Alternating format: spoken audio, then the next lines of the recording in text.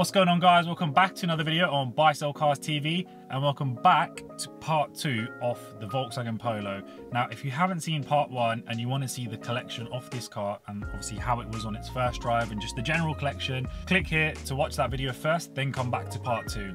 So the purpose of today's video is to talk about all the facts and figures, talk about the profit, the losses, any expenditure on this car to the exact T, from collecting the car, the travel, any work which was needed to get carried out on the car, and the actual sale price. So this is full transparency to give you a real insight into buying a cheap car from the auction. Just a disclaimer, not every single car you're going to buy from auction will be like this. You sometimes get a bit of luck on your side, but equally, if you do your homework and you really try and eliminate as much risk as possible by, purchasing cars with good history, MOT history, service, all of these things will help you make more profit on a car. So just bear that in mind when you're watching this video.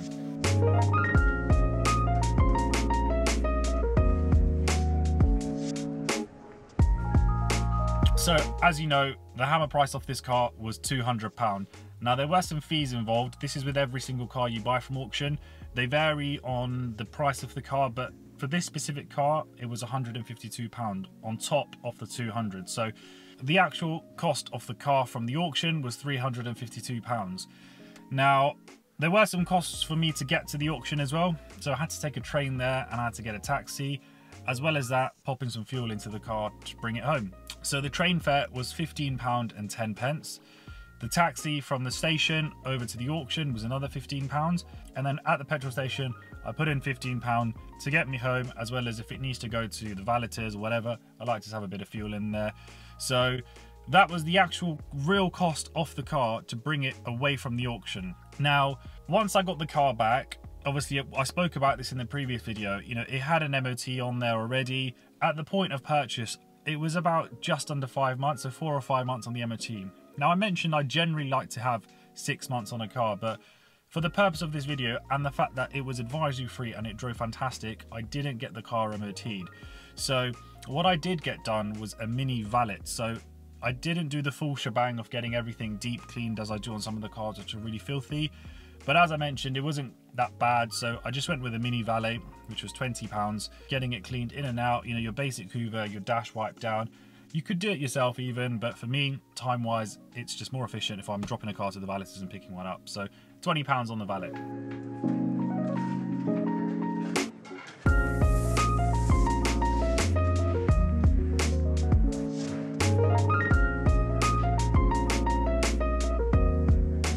After that, the last cost which was involved was getting the car advertised on Auto Trader.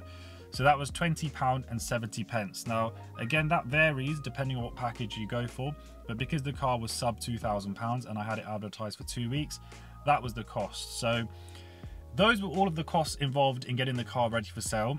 I didn't have to get the car serviced because, again, it was only serviced 2,000 miles ago.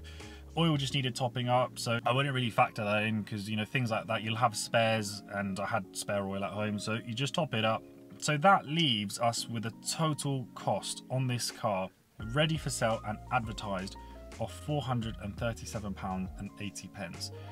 To me, that is still an absolute bargain. To think that is a car which is retail ready, in very good condition, fingers crossed not going to give you any problems, at £437.80. Bearing in mind, this is the car that had, I think, 18 services, or 19, and 17 of which were from main dealer. It is astonishing that you can find yourself gems like these in auction at this price point. Again, not saying they're always going to be like this. There are times when I'm trying to buy another Polo and it's going for a lot more money. But if you're proactive and doing your research and trying to buy as much stock as possible, you can get cars out there at this price point. So the big question, how much did I sell this car for? Well, obviously I touched on used car market has gone up in price. I guess the top end stuff has now started to come back down, but cheap stuff, the demand is high. They're relatively easy to get into. People buy them on cash, not a lot of finance buyers. So I actually advertised this car at £14,950 and I sold it for £1,450. So that gives me a pre-tax profit of £1,012.20, which is astonishing because when you put that as a percentage, that is a 231% return on my investment. The investment being the £437.80. So from selling the car, I take that £437.80 back, and that still leaves me with that profit of £1,012.20. So the risk and reward in this car was absolutely amazing. You know, tripling your money or taking your money out and doubling what you put in is really good. I'm super happy with this. And to give you context, I purchased the car on the 9th of August. So that is when I actually won the car on the site. I collected it a couple of days later and I sold it on the 25th of August. So I think it was advertised by sort of the 12th or 13th. But again, to give you context, that was all done in a period of 2 weeks. So hopefully that gives you an insight into this specific car and really nailing down the actual cost of every little thing, which does add up when you are trying to sell a car. But more importantly, the purpose of this is to show you, if you buy the right car with good servicing, a good history on MOT, such as this one, you know, with no advisories, you don't have to spend a lot of money on a car to bring it to a good standard, to make a good profit. And as I say, you're not always going to make a ridiculous profit on every single car, but the purpose of this was to show you it's possible. If you want any tips as well on how to buy and sell cars, click here to watch a tutorial video of things I look out for when I'm buying cars from BCA, and we'll definitely be able to help you if you are new and looking to buy these cars. But what I will say is, please be careful, please do your homework, set yourself a price and don't go over it. It's very easy to get auction fever and just start clicking because you want a car, or you've already told yourself I'm going to buy this car, so you're just going to bid regardless. Don't do that. Set your price, stick to it. If it goes over, leave the car, because you've already decided before the price you're going to pay for it, and you would have calculated the risk, the potential profit in the car. So stick to your guns when you're doing that. But just get your homework done and keep your eyes peeled for good cars. So on that note, guys, I'm going to end this video here. I really hope you've enjoyed this two-part video where I've gone into detail on this car.